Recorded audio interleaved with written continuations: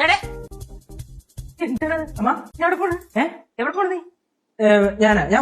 പോയിട്ട് പോരാ.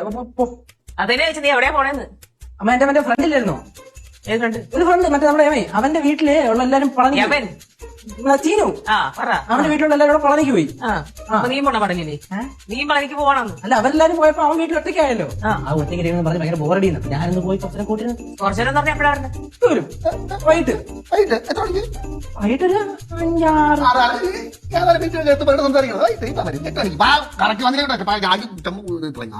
എന്താ ഒരു മണി കൊച്ചു പിള്ളേർ പറയും പോലെ. ഞാൻ ഒരു സ്ഥലം വരെ പോണ്, വൈകിട്ട് തിരിച്ചു വരും. കഴിഞ്ഞ്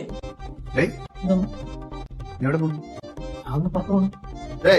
നീ എവിടെ പോ, എപ്പോഴോ കയറി വാ. അച്ഛൻ മഫനെ പോലെ വായു മുട്ടി ഇങ്ങനെ നിൽക്കാം. സംഭവം നീ വളർന്നു എന്ന് പറഞ്ഞോണ്ട് എന്തോ ഇത്?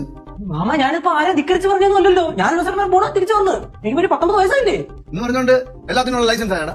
അങ്ങനെ ഇവിടെ ആര് പറഞ്ഞു? അങ്ങനെ ഞാൻ പോണില്ലല്ലോ. എല്ലാരും വീട്ടിലെ ഈ കാര്യങ്ങളൊക്കെ നോക്കി അഡ്ജസ്റ്റ് ചെയ്ത് തന്നെയല്ലേ ജീവിക്കണത്. എന്തിനു മാമ എന്ന് പറഞ്ഞാൽ ഫ്രീഡം ഇല്ലെന്ന് വെച്ചാൽ നടക്കണ കേസാണ്. ഇപ്പൊ തന്നെ ശിവ അവളെ നമ്മൾ ചെന്നൈ വിട്ടേക്കണ ഇതിന് കുറച്ച് ലോകപൂരമൊക്കെ ഉണ്ടായിട്ട് കൂടെ പഠിക്കുകയും ചെയ്തിട്ട് അപ്പൊ ഞാൻ വീട്ടിൽ കയറിയിരുന്ന